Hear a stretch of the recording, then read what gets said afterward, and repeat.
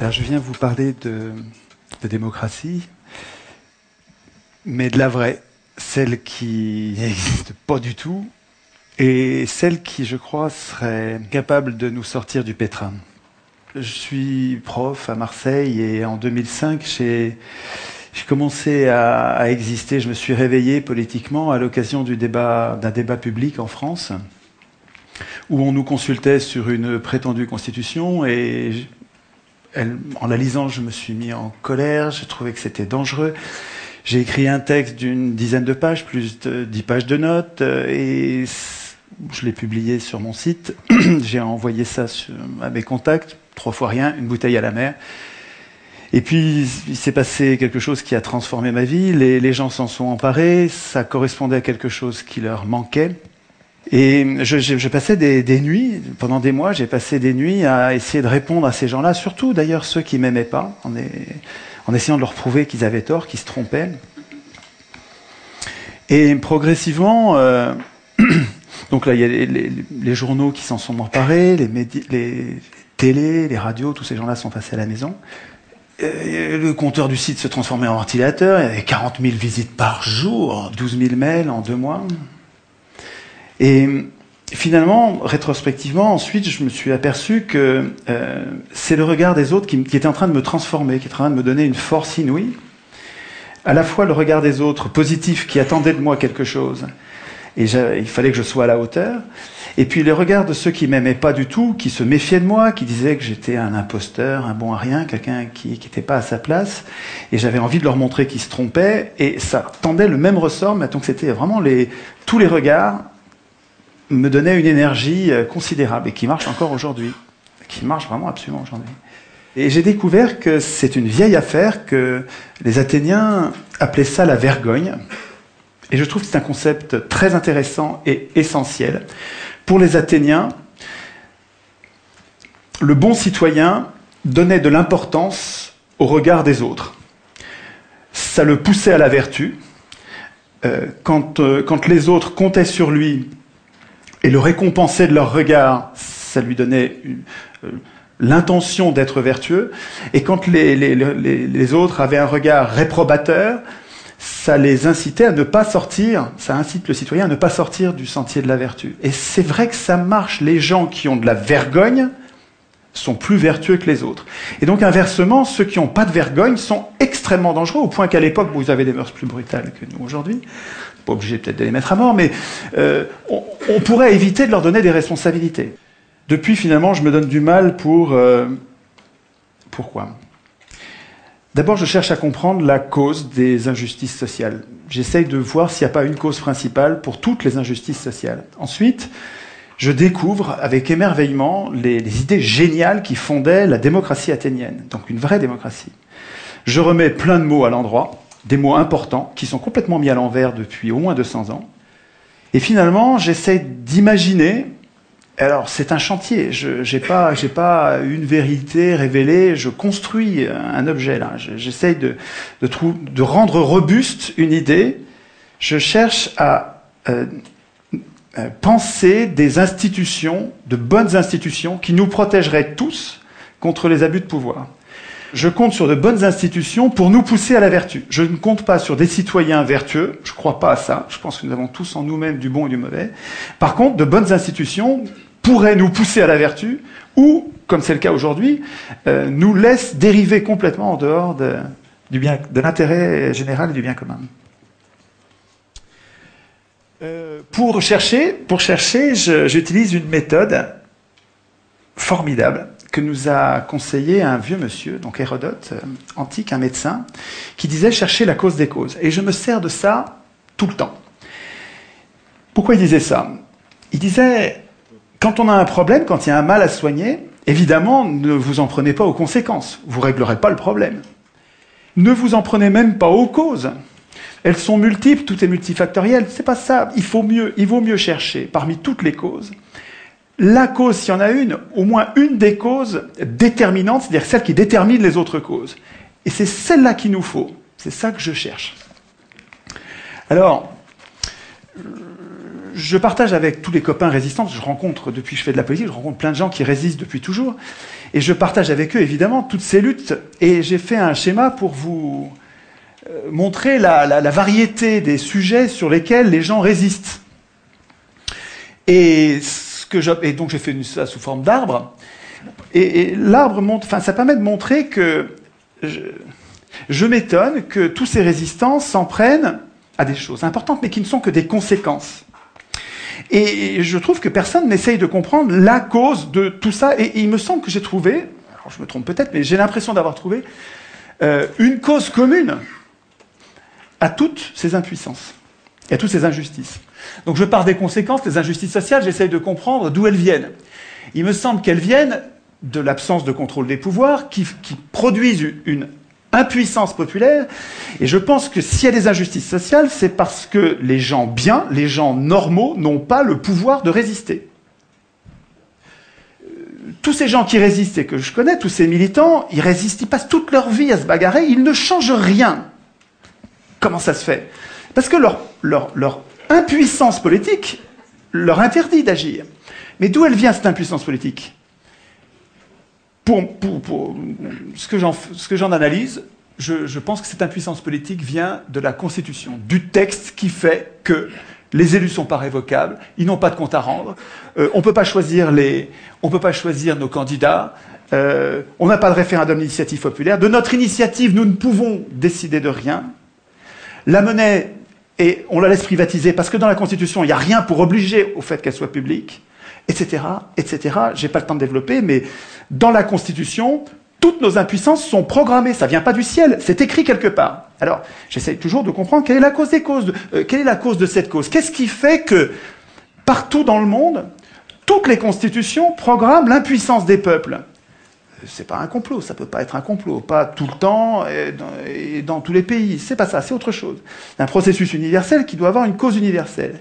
Et il me semble que ce qui fait que toutes ces constitutions sont mauvaises, qu'elles programment l'impuissance des gens, au lieu de programmer notre puissance, et au lieu de nous garantir contre les abus de pouvoir, elles programment notre impuissance, je pense que c'est parce que ceux qui écrivent la Constitution, les auteurs constituants, ceux qui écrivent la Constitution ont un intérêt personnel à pas écrire de bonnes constitutions, à pas écrire notre puissance.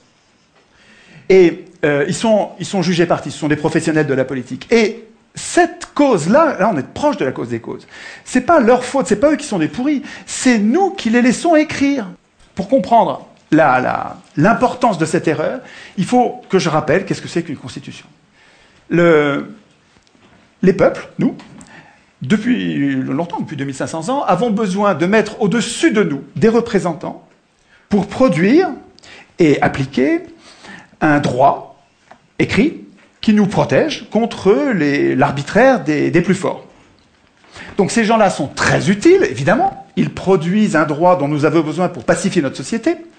Mais en même temps, ils sont très dangereux. C'est-à-dire que si jamais ils se mettent à abuser, s'ils se mettent à servir les intérêts d'une caste au lieu de servir l'intérêt général, ou s'ils se mettent à abuser du pouvoir en devenant fous, puisque le pouvoir les rend fous systématiquement. Oui, ça fait 2500 ans qu'on sait ça, quoi. Hein. Le pouvoir rend fou, tous les pouvoirs ont une tendance à abuser. Toujours. Montesquieu. C'est comme une loi physique implacable. Et il y a une idée géniale pour nous protéger de ça, c'est la Constitution. Alors la Constitution, qu'est-ce que c'est? C'est un texte qui est au-dessus des pouvoirs et qui ne sert pas du tout à organiser les pouvoirs. Les pouvoirs n'ont pas besoin de nous pour s'organiser, pas du tout. La Constitution, tous les citoyens devraient savoir ça. La Constitution, ça sert à affaiblir les pouvoirs. Ça sert à inquiéter les pouvoirs pour nous protéger, nous. Nous protéger, nous, contre les abus de pouvoir. Mais attendez, si les représentants doivent craindre la Constitution, il ne faut pas qu'ils l'écrivent eux-mêmes. Sinon, s'ils l'écrivent eux-mêmes, ils vont programmer leur puissance et notre impuissance. Enfin, un enfant comprend ça. Donc l'idée centrale, mais vraiment c'est une idée essentielle, c'est que c'est pas aux hommes au pouvoir d'écrire les règles du pouvoir, et c'est pas à eux, il faut pas attendre que ce soit eux qui renoncent à écrire le pouvoir, il renoncera jamais, la solution elle viendra pas d'eux, elle viendra de nous, c'est à nous de leur interdire d'écrire la Constitution. Ça, c'est vraiment l'idée, à mon avis, l'idée essentielle qui nous manque. Alors, dans la bagarre qui va opposer les gens normaux à ceux qui exercent le pouvoir en ce moment, il y a... Ah oui, c'est bien ça le temps qui passe là. Oui. Il y a une inversion des mots. D'abord, je ne suis pas un citoyen. Un citoyen, c'est autonome.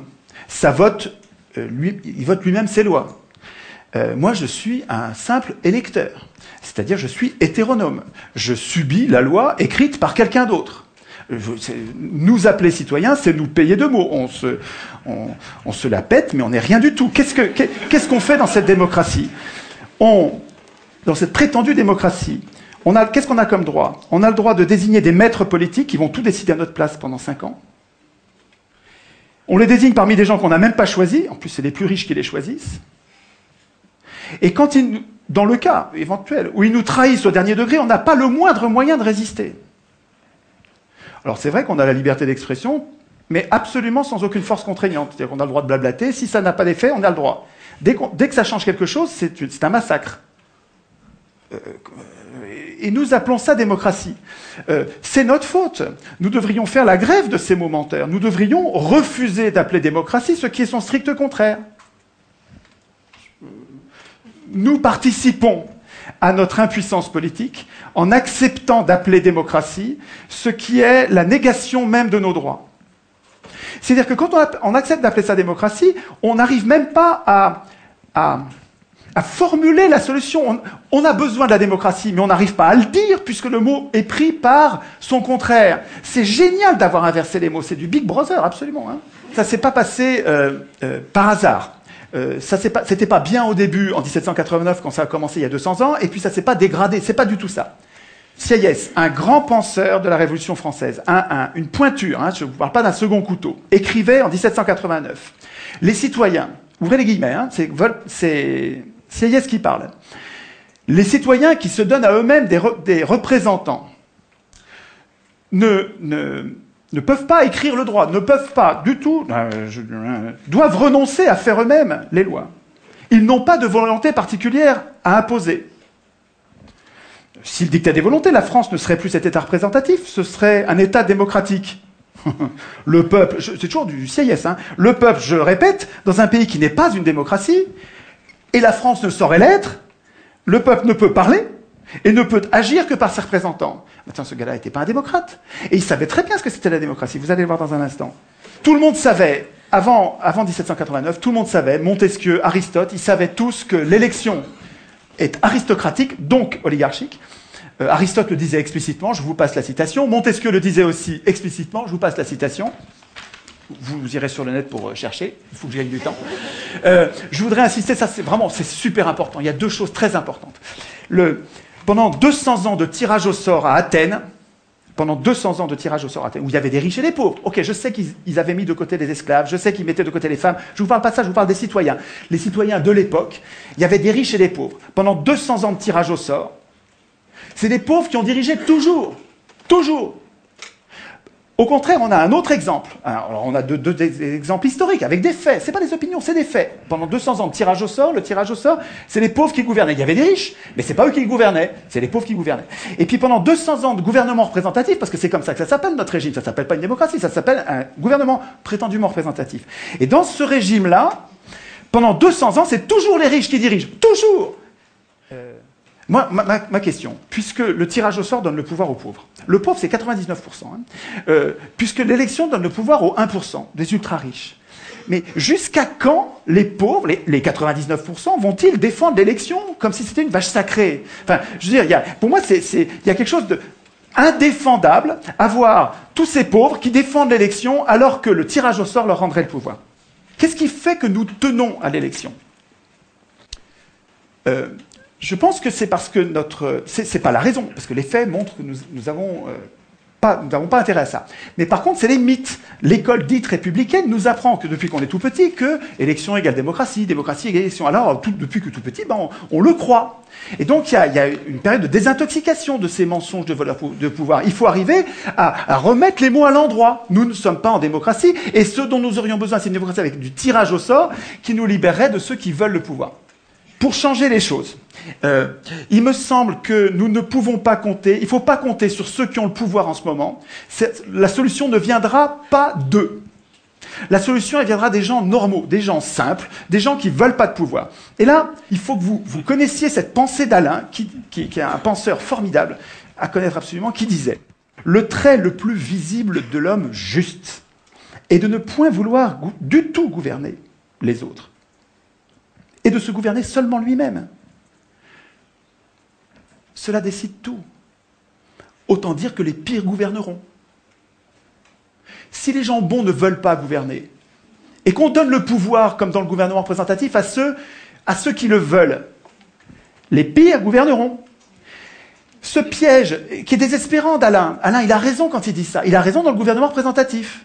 Parce que tant qu'on donne le pouvoir à ceux qui le veulent, tous les gens qui sont justes, qui sont bons, qui ne veulent pas du pouvoir, on ne les aura pas. Alors que on peut sortir de ce piège de cette tenaille, je pense, avec une vraie démocratie. Une vraie démocratie où vous donnez le pouvoir à n'importe qui, et les meilleurs d'entre nous sont parmi ces n'importe qui ne veulent pas du pouvoir. C'est la démocratie qu'il nous faut. Mais c'est à nous de le vouloir. Il ne faut pas attendre que nos élus le veuillent. Ils ne le voudront jamais. Les élus, ils ne veulent pas la démocratie. Ça les foutrait au chômage, la démocratie. Le tirage au sort, à Athènes, il donnait un tout petit peu de pouvoir, pas longtemps, et jamais 2 fois de suite, avec plein de contrôles qu'il faudrait prendre le temps d'expliquer, ce qui fait que les Athéniens, ils donnaient ce petit peu de pouvoir pour le garder pour eux. Ce n'est pas les tirés au sort qui votaient la loi. Les tirés au sort, ils faisaient la police, ils faisaient la justice, donc ils appliquaient les lois, ils faisaient les préparations des lois, parce que les Athéniens, en assemblée, ils ne pouvaient pas préparer les lois. Et parce que les représentants étaient affaiblis par le tirage au sort, les citoyens avaient la garantie qu'il restait le souverain. Il ne faut pas craindre le tirage au sort. Nous serions, nous tous, bien plus puissants avec un système de tirage au sort qui ferait que nos représentants restent nos serviteurs et ne pourraient pas devenir nos maîtres. Un mot pour finir. Juste un mot. Je suis désolé, allez sur le message.org qui a été fait par l'un d'entre vous. Il me semble que nous devrions, comme des virus, à la base, sans attendre que des médias ou des gens puissants se passent quelque chose, il faut qu'à la base, nous passions le mot entre nous en disant « il ne faut plus que l'Assemblée constituante soit élue, il faut absolument que l'Assemblée constituante soit tirée au sort ». De là, tout va découler. Je pense que cette idée est valable pour toute la Terre. Je vous remercie de votre attention.